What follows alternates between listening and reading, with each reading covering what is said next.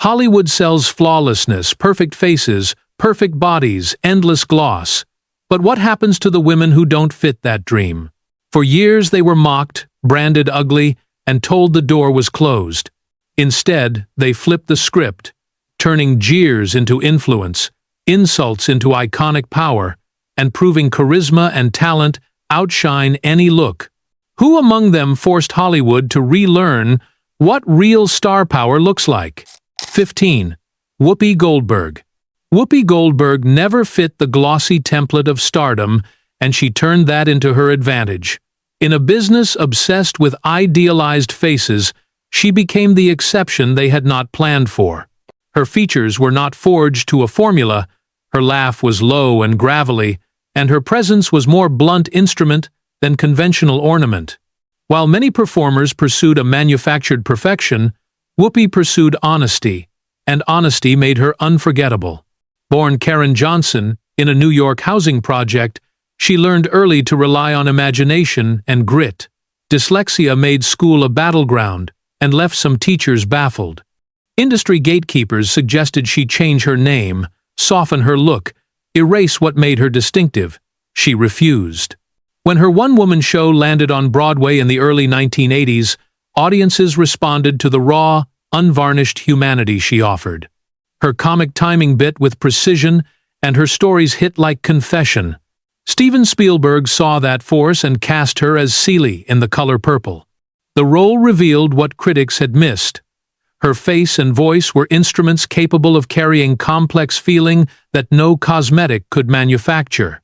The performance brought awards attention and, more importantly, a recognition that acting can make the camera fall in love with truth rather than symmetry. Even after success, some outlets clung to the old labels, mocking her hair, teeth, and wardrobe. She never apologized for how she looked.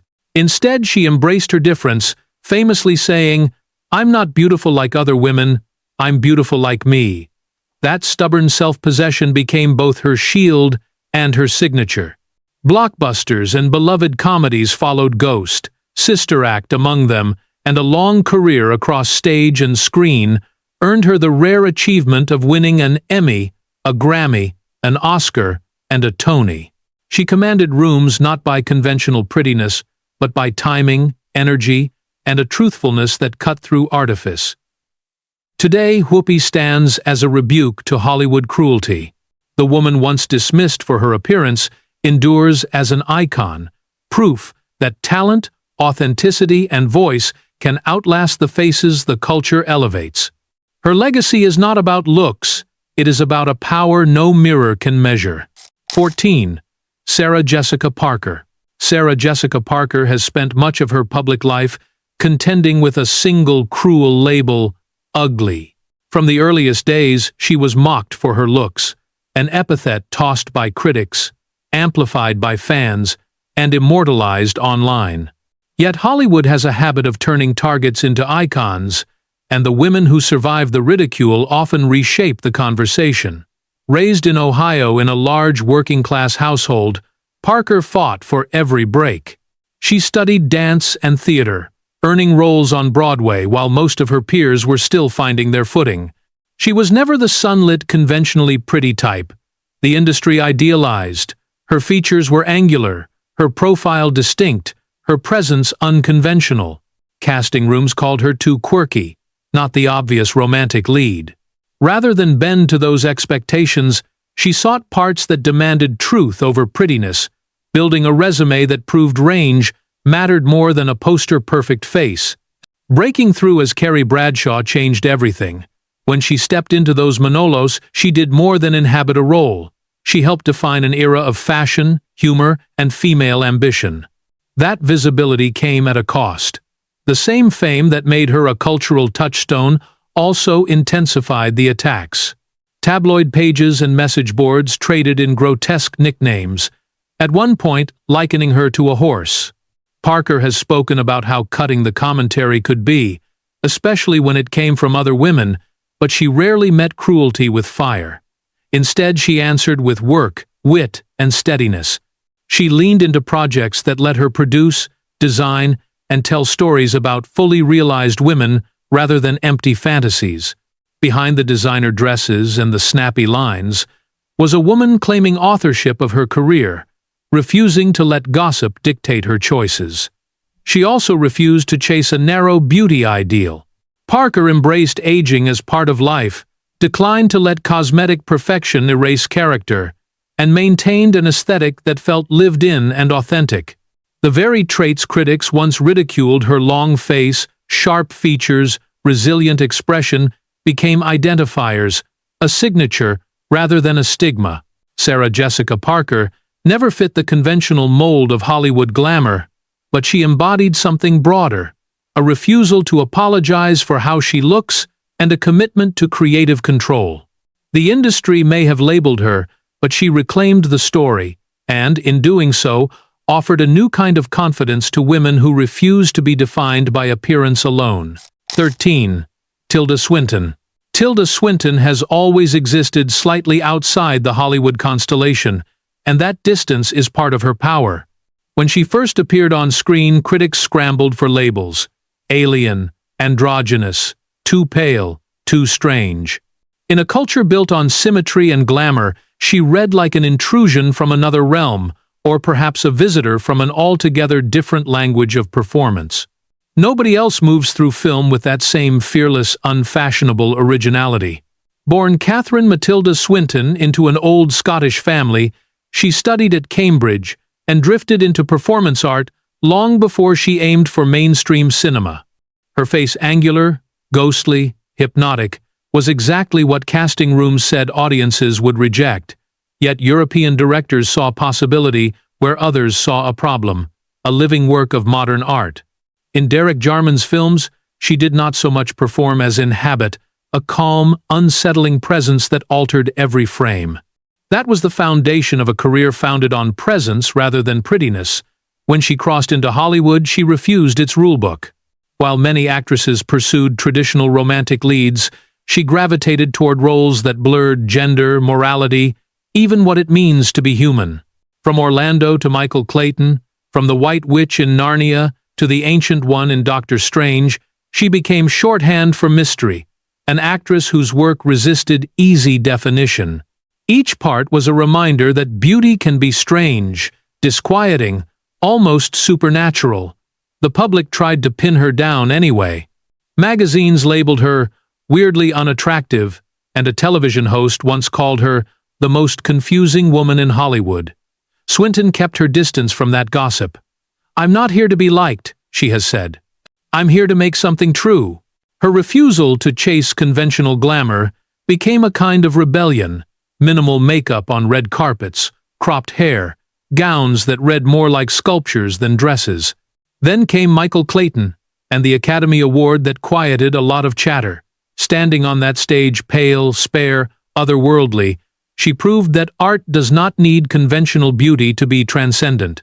Since then, she has been a muse to filmmakers from Bong Joon-ho to Luca Guadagnino to Wes Anderson, slipping through genres like a spirit beyond the usual rules.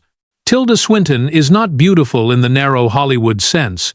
She is beautiful in the only way that lasts: true, unsettling, unforgettable, utterly her own.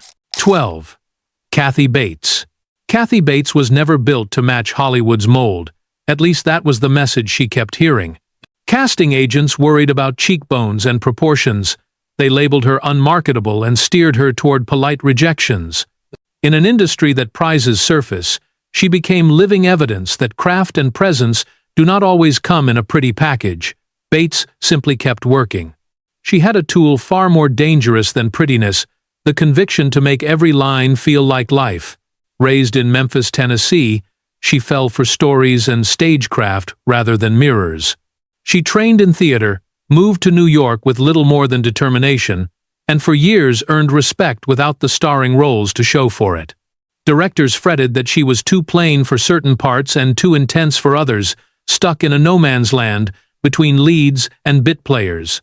Then a single role detonated that box.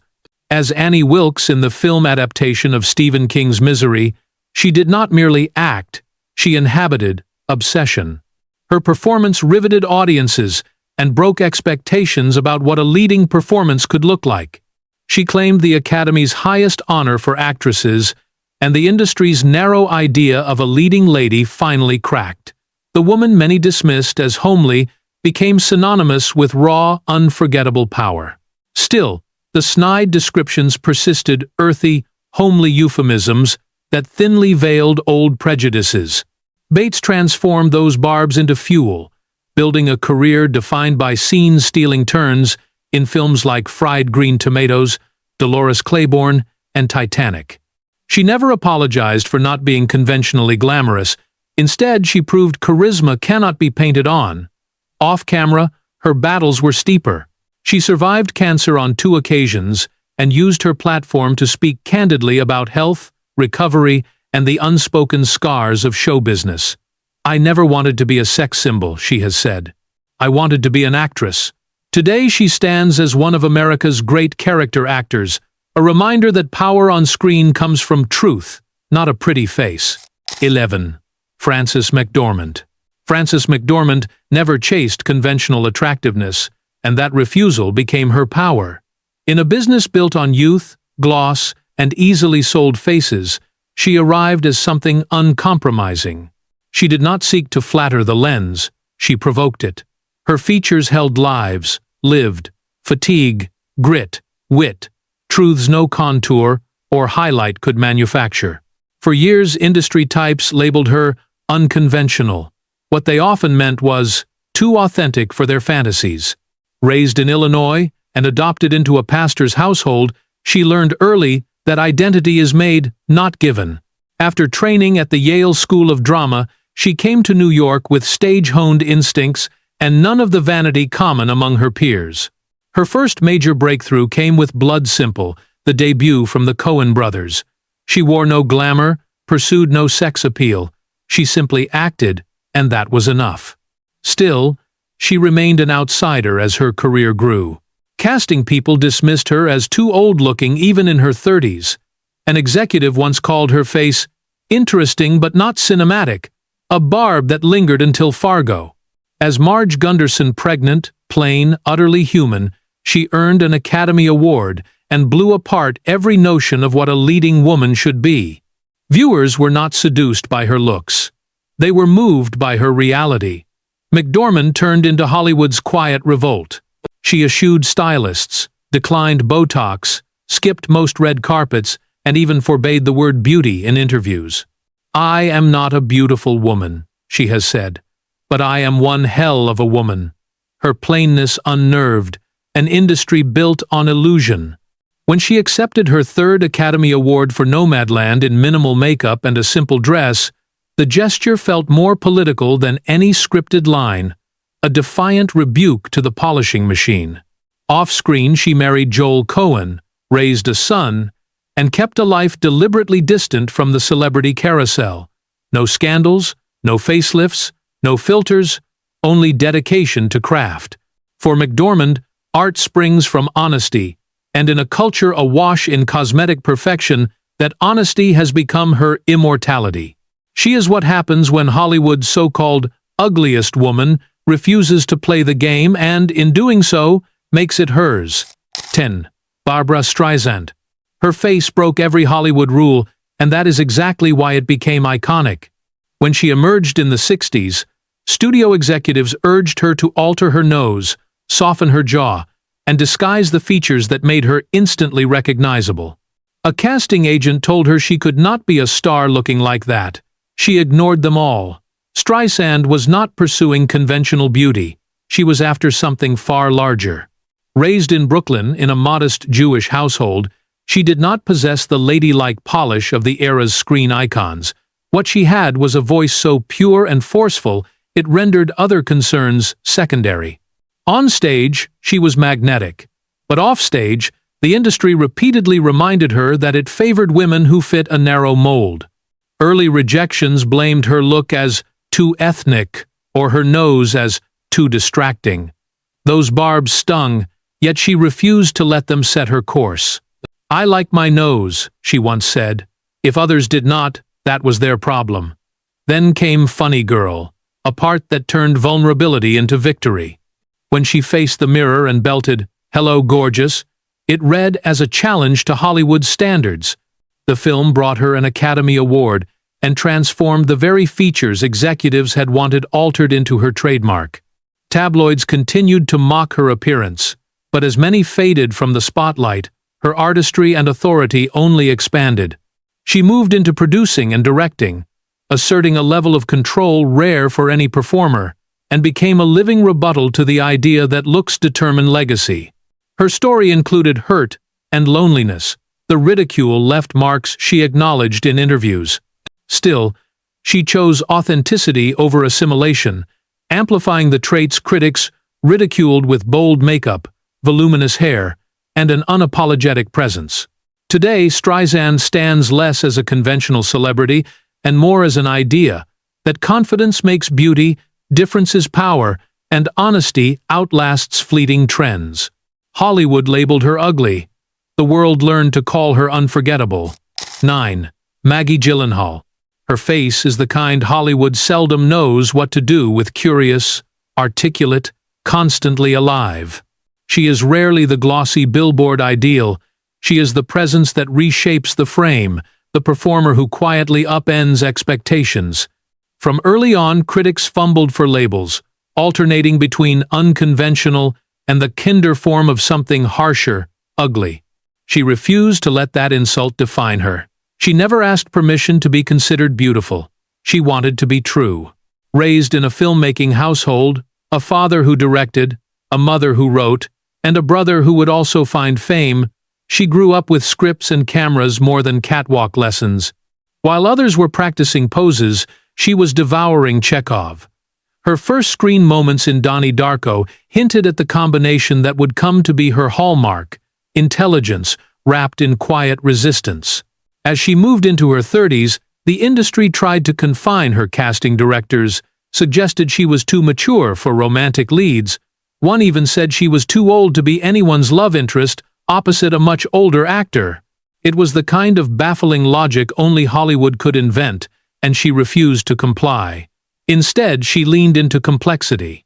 In Secretary, she upended expectations of eroticism and control, delivering power through vulnerability rather than polish.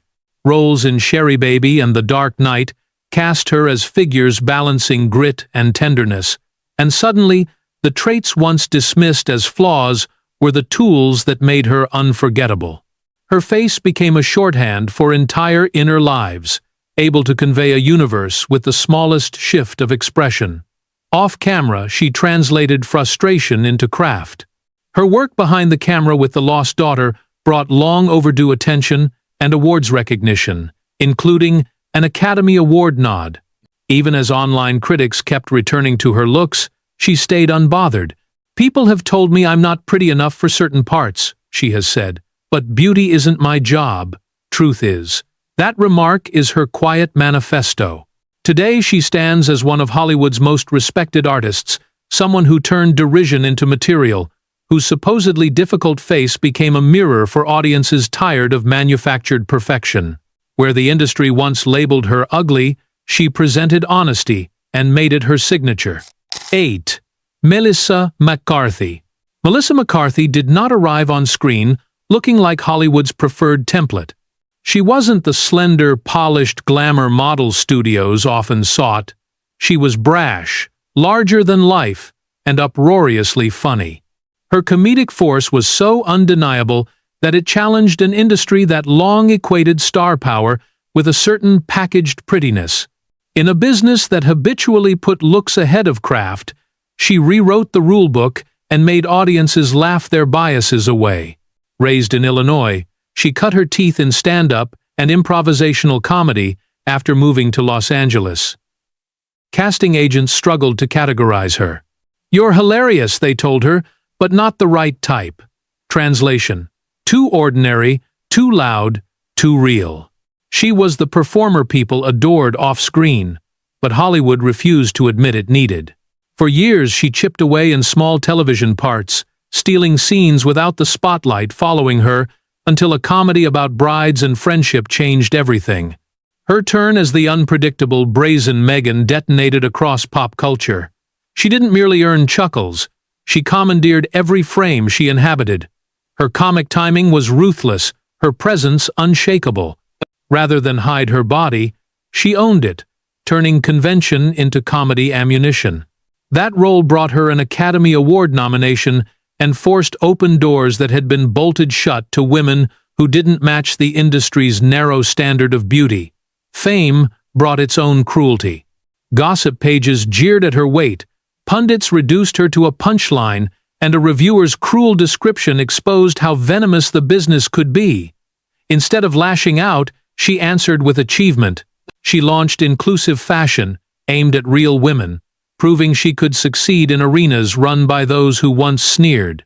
She became a proven box office lead in crowd-pleasing films like The Heat, Spy, and Tammy, often earning more attention and ticket sales than many of her male co-stars.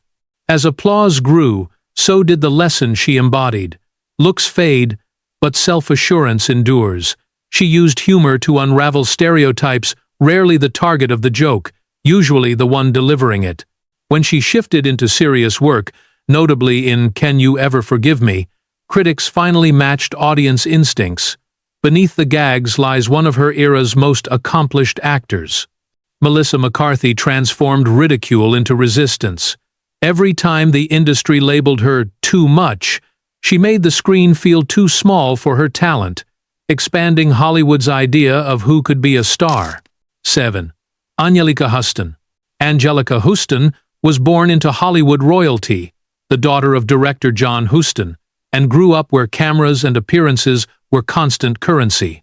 From childhood, she heard that she did not fit the prevailing idea of beauty. Her face, people said, was too long, too angular, too unusual. A critic once summed it up as a face carved by a sculptor who ran out of time. Those observations, intended as slights, would eventually become the features that made her unforgettable. She started out as a model, tall, exotic, and often misunderstood. Agencies admired her presence but whispered that her looks were too masculine for mainstream campaigns. Her first moves into acting were met with the same uncertainty. Casting directors could not decide whether to place her in the role of lover or villain. For a long time, she lived in the shadow of her famous father and of her longtime partner, Jack Nicholson, watching an industry that rewarded a very narrow look. Houston was patient and deliberate. She learned to read expressions, to work with stillness, to let small gestures speak. Then came Prizzy's Honor in 1985, and the actress who had been labeled unphotogenic took home an Academy Award. The prize recognized her force and technique rather than any conventional prettiness.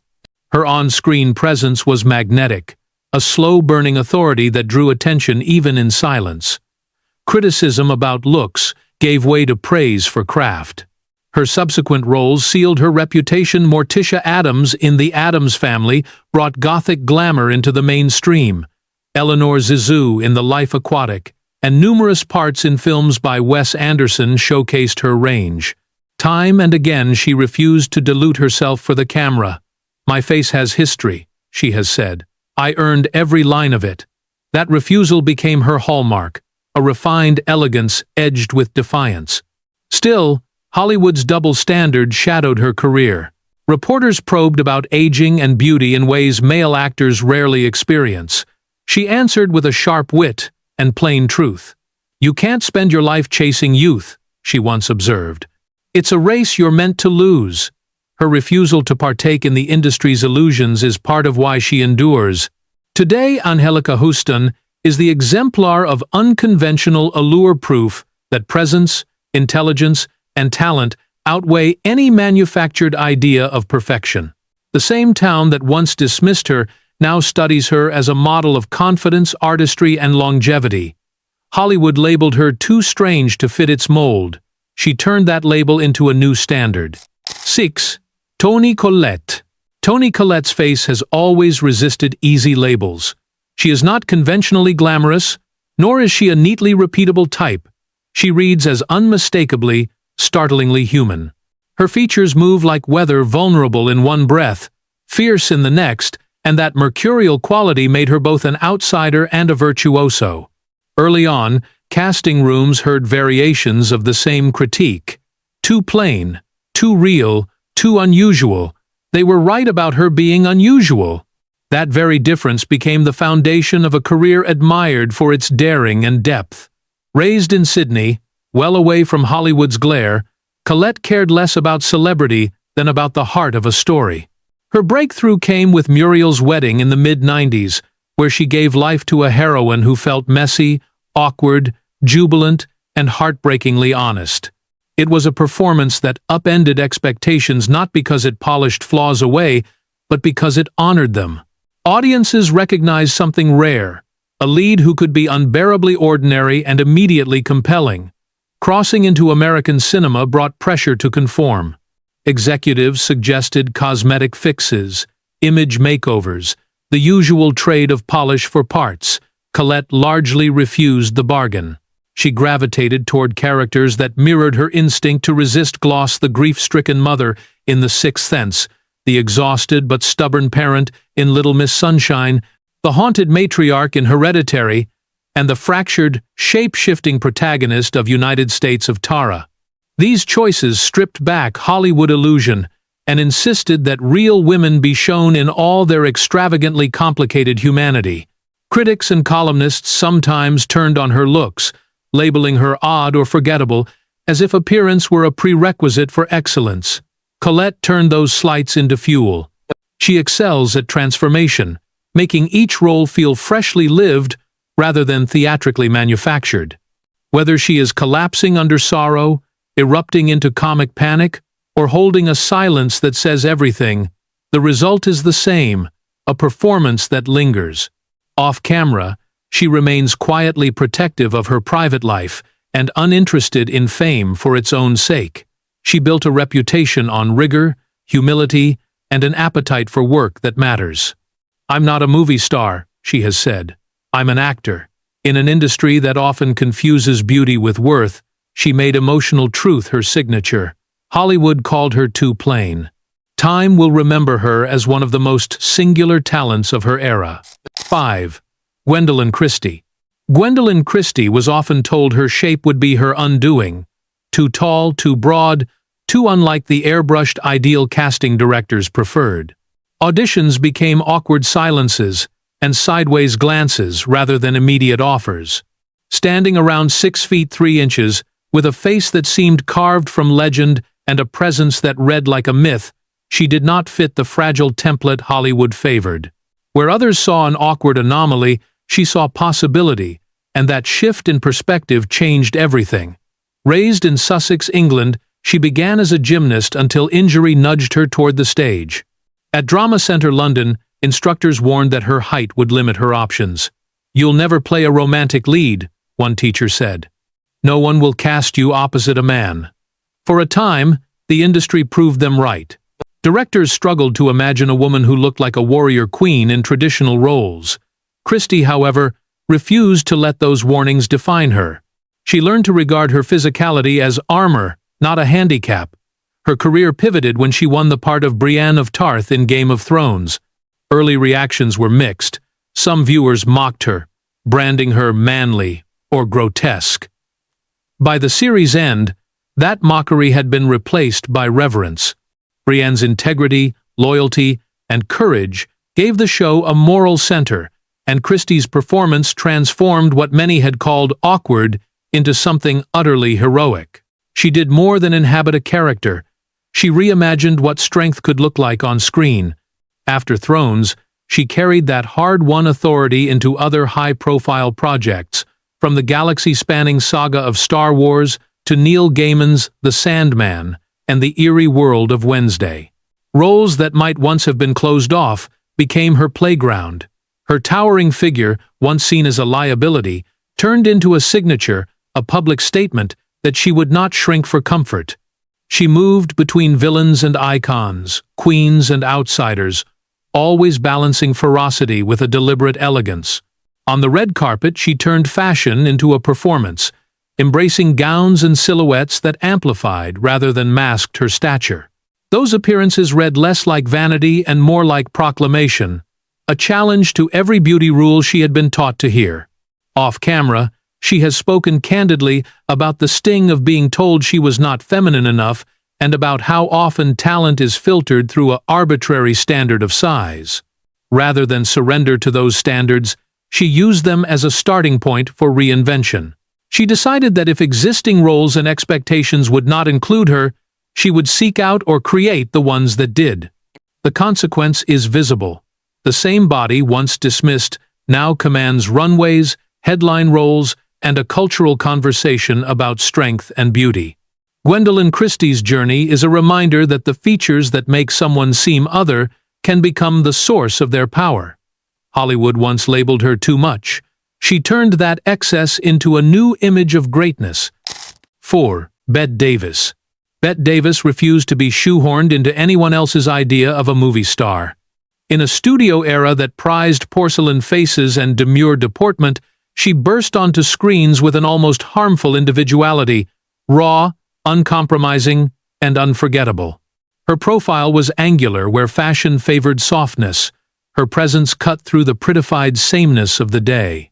Rather than hide from the barbs about her looks, she turned them into a weapon, making what some called ugliness into the source of her power. Born in Massachusetts in 1908, Davis learned early that being loud for attention in a world that preferred women who were seen but not heard would cost her. Young and hungry for work, she faced blunt judgment from casting rooms and studio offices that dismissed her as not pretty enough. Told she was too old for the parts they wanted, she did not reshape herself to fit the camera's expectation. She chose to be memorable on her own terms. Her true breakthrough came with Of Human Bondage in 1934, followed by Dangerous the next year, roles that exposed a fierceness and emotional depth few actresses were allowed to show. She played women who were angry, messy, and fiercely alive, a radical alternative to the flat, ornamental roles, usually reserved for female leads. Each performance chipped away at the tidy stereotypes about women, offering characters who were complicated, combustible, and utterly human. The industry and the press often branded her an outsider. Critics seized on her strong jaw, deep-set eyes, and blunt manner as proof that she did not belong to the gentle pantheon of screen beauty. But Davis turned that outsider status into authority. Her intensity, iron will, and readiness to tackle roles others shied from made her redefine what a leading lady could be. Not merely a pretty face, but a force of talent and conviction. Off-camera, she was as relentless as she was on it, fighting studios for creative control, engaging in very public feuds with colleagues, and refusing the coy silence that many stars adopted. Her outspokenness cost her at times, but it also cemented her place as a pioneer of artistic independence. The results spoke for themselves. A staggering 10 Academy Award nominations and 2 Best Actress Oscars that recognized a career built on daring choices. Bette Davis did more than survive an industry that wanted women to fit a narrow mold. She upended the mold altogether. She showed that star power could derive from grit, complexity, and ferocity as much as from prettiness. Hollywood may have labeled her ugly, but history remembers her as one of its most indelible icons. 3. Lena Dunham. Lena Dunham did not set out to become a beauty standard. Yet the spotlight treated her as one anyway. From her first appearances, she found herself at the center of a particular cruelty in show business, harsh scrutiny aimed at women who present their bodies without concealment. Rather than being photographed through filters, she acted like an unretouched reflection, and that unvarnished image unsettled many. Raised in New York City in the mid-1980s by parents who worked in the arts, Dunham grew up in a home where ideas mattered more than looks. Her father painted, her mother photographed, and she absorbed an appreciation for candidness. After graduating from Oberlin, she made a small, striking indie film called Tiny Furniture. It was awkward and honest in equal measure, and its success at South by Southwest paved the way for her television breakthrough. That breakthrough became Girls, a series she wrote, directed, and starred in as Hannah Horvath, a character who was messy, insecure, often infuriating, and frequently shown without the polish audiences expected. Dunham refused to airbrush her lead, and the sight of a woman on screen who did not conform to idealized standards provoked intense reaction. Critics praised the show's boldness while online vitriol focused on her appearance, accusations that she was unappealing, too outspoken, or otherwise unacceptable. Instead of retreating, she leaned into the work.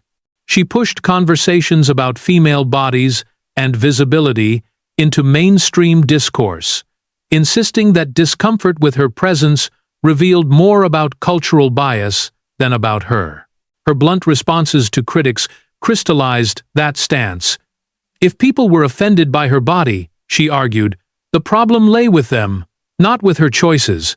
Dunham's visibility made her both a target and a trailblazer. Behind the camera, she achieved milestones, becoming a rare woman to write and direct her own celebrated series and to receive major industry recognition for it. She used the platform to normalize imperfection on screen and to create space for stories that did not have to be prettified for mass consumption. The resistance never vanished. The louder she spoke about feminism, mental health, and body image, the more certain pundits and trolls dug in. Yet each attack also underscored the impact of her work. That a woman could inhabit complexity, vulnerability, and strength without being presented as a fantasy.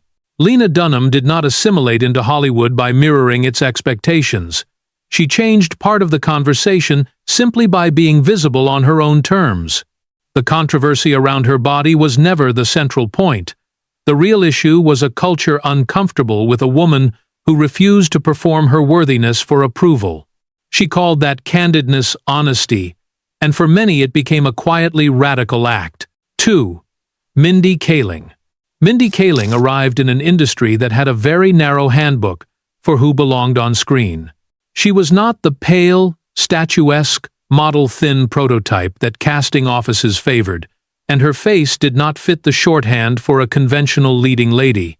What she brought instead was a bold sense of self and a knack for making opportunities where none existed. When traditional doors stayed closed, she built her own and invited everyone in.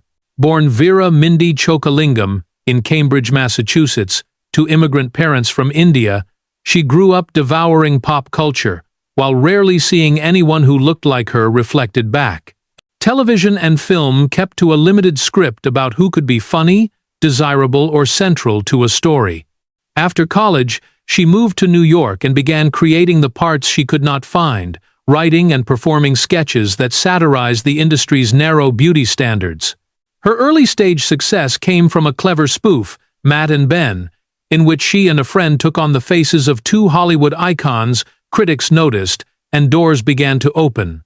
That sharp comedic voice brought her to the writer's room of The Office, where she served as both writer and actor and stood out as the only woman of color among the writers.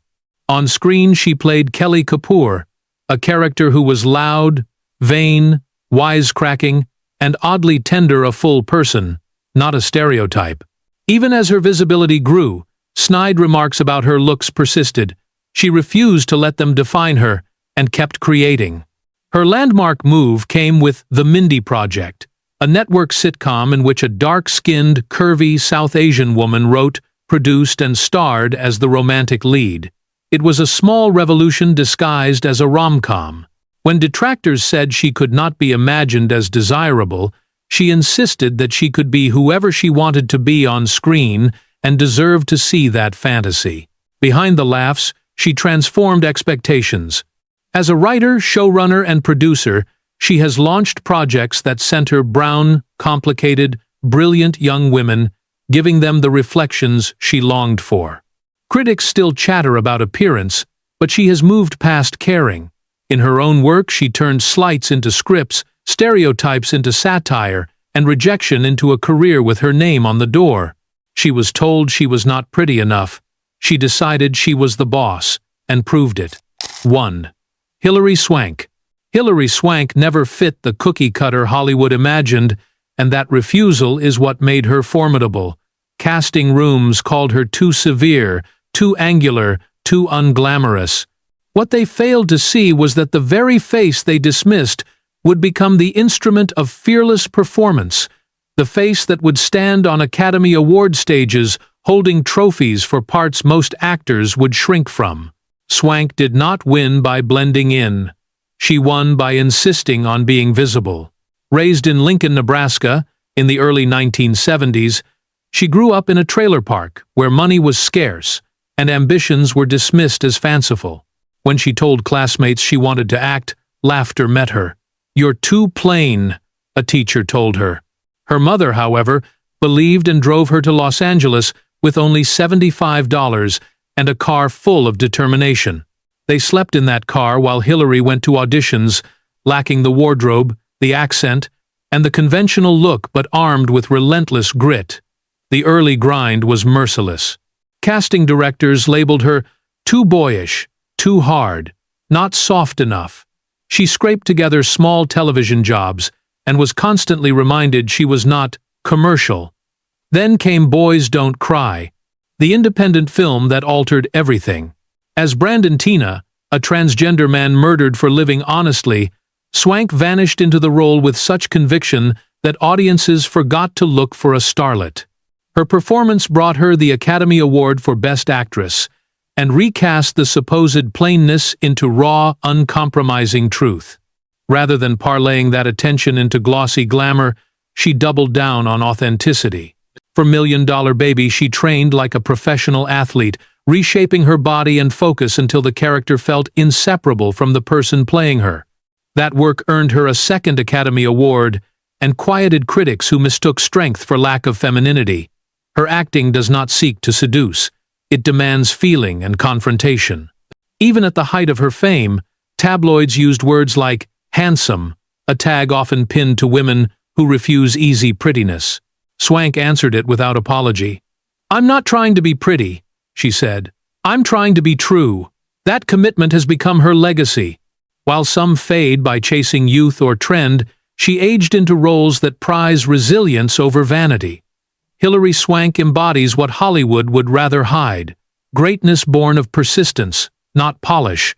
She arrived with little more than nerve and left with 2 Academy Awards and a career defined by courage.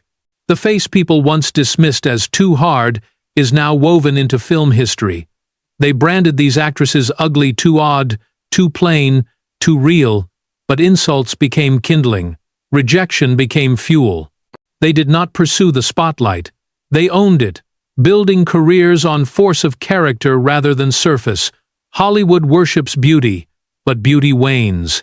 What endures are women who refuse to be diminished, who choose truth over flattering angles.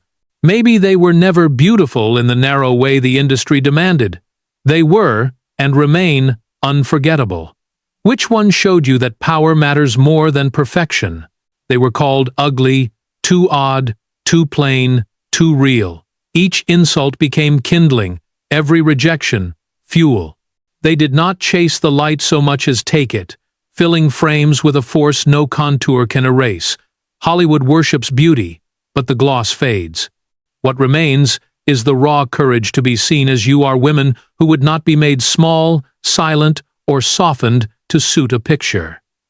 They broke the old illusion that only perfection deserves to shine. If they did not fit a narrow ideal, they became something more enduring, unforgettable. Which of their stories stayed with you, showing that power, not polish, is the truest form of beauty?